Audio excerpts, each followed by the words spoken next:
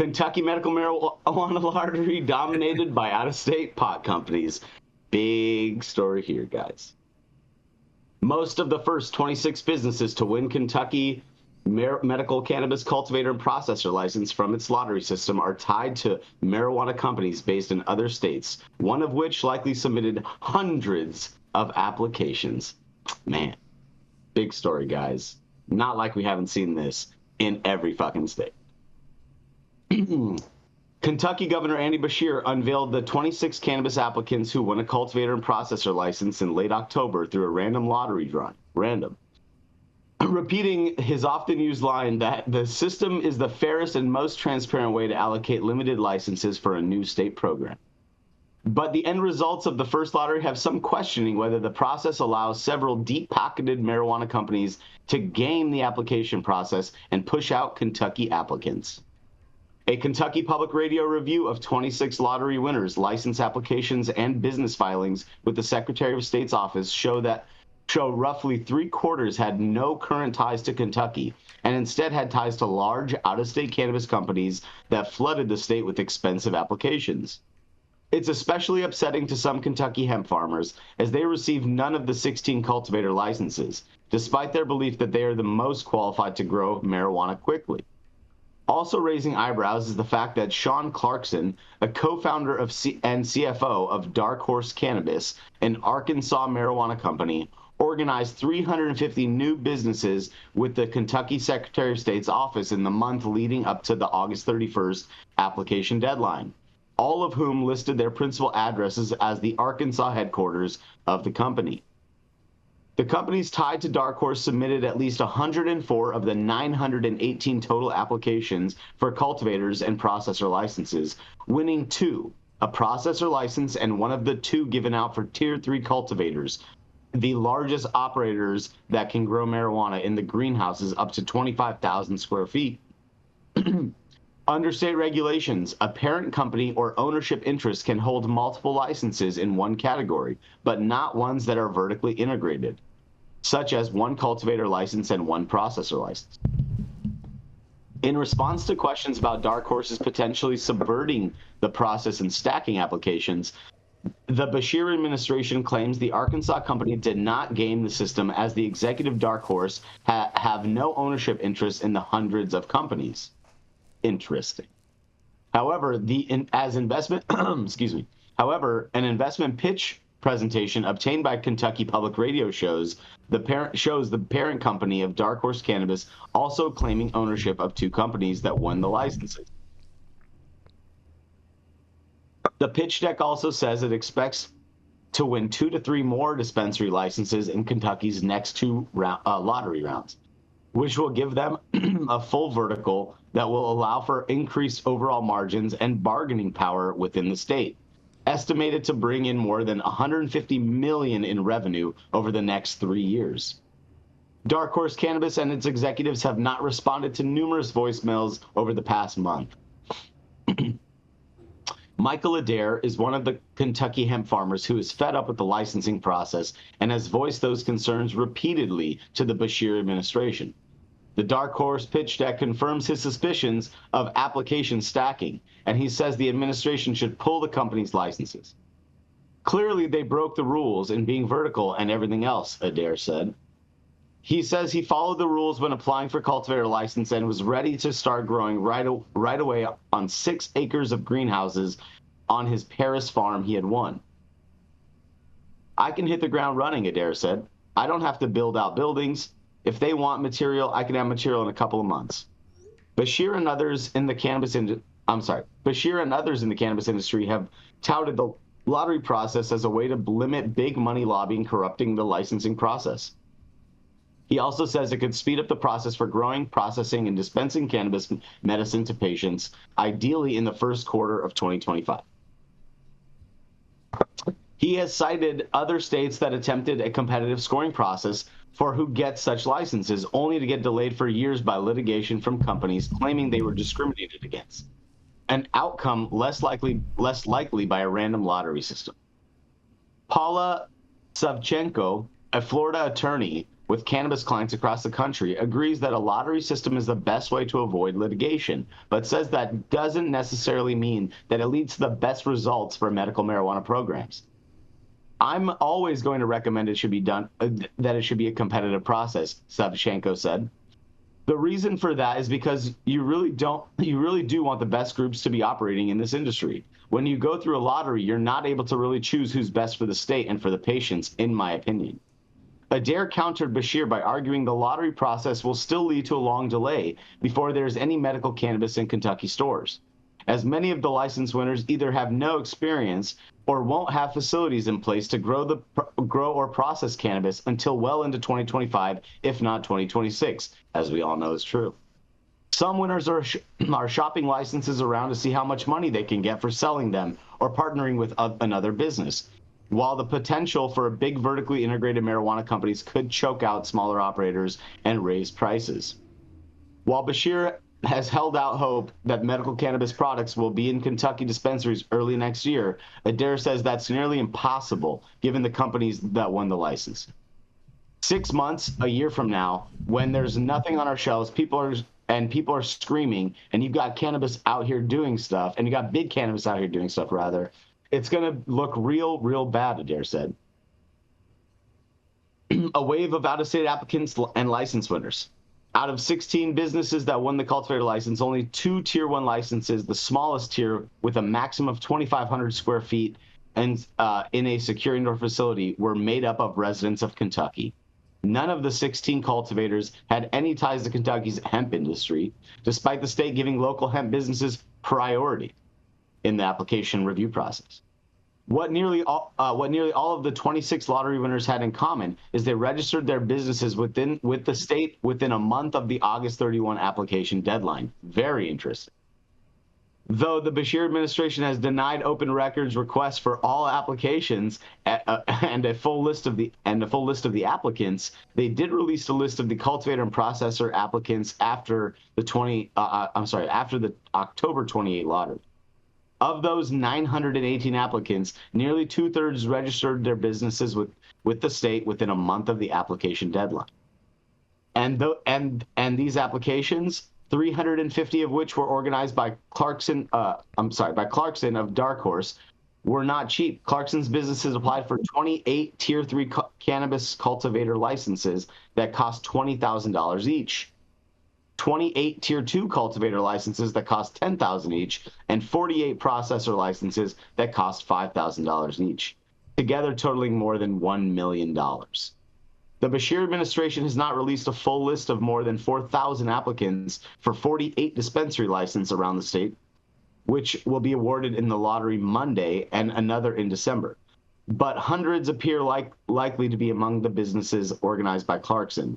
The application fee for each is $5,000.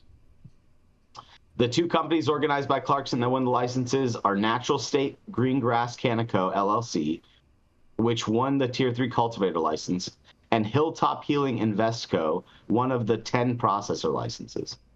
In multiple press conferences dating back to April, when the administration first released its regulations outlining the application and lottery process for licensing, Beshear said one of the benefits of the lottery would be that deep-pocketed out-of-state companies would not have an unfair advantage over Kentucky's small businesses.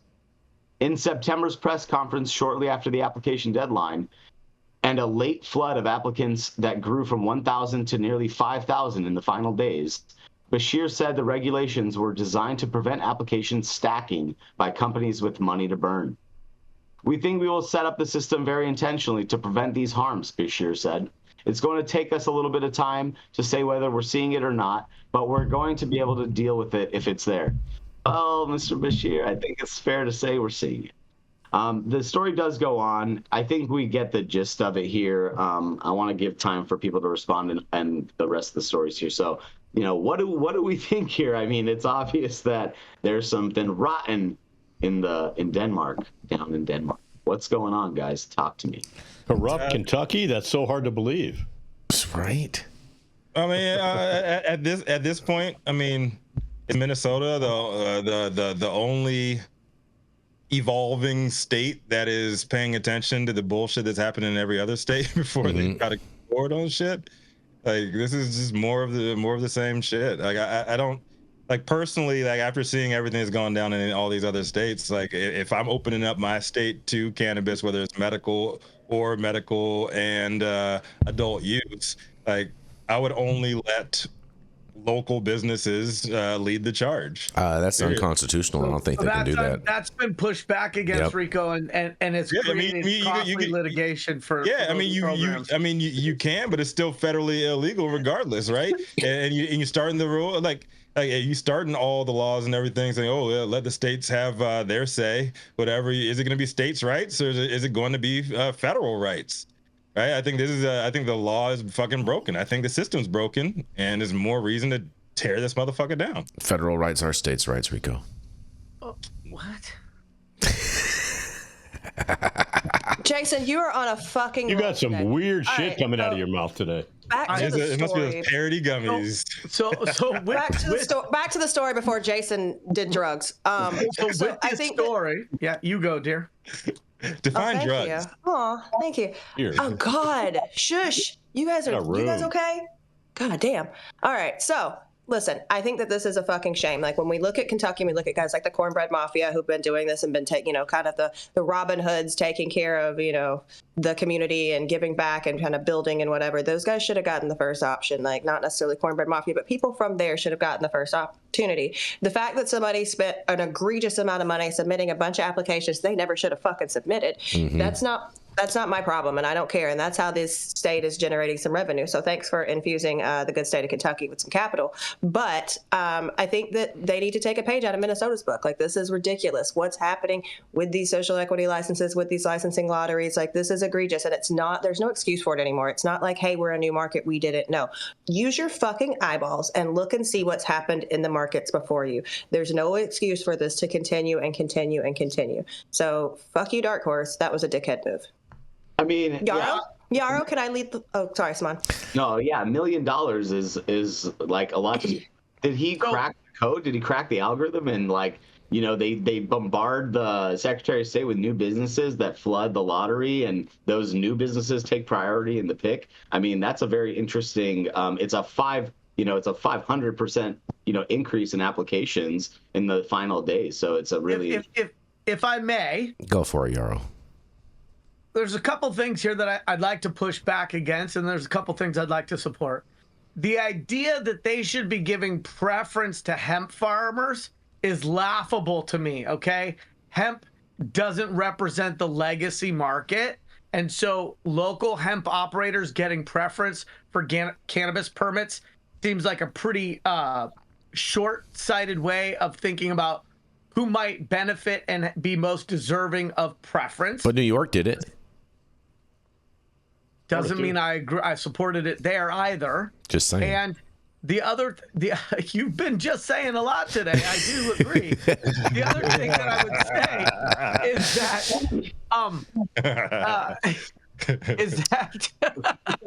is that I think there is a reasonable argument that sometimes the people that are most qualified to grow cannabis may not be from some of these states, no disrespect, but there are markets, areas, regions, geographies that have been growing cannabis historically for a very long time, and that doesn't mean that's every geography. So there is outside intellectual capital that can come in and benefit a market.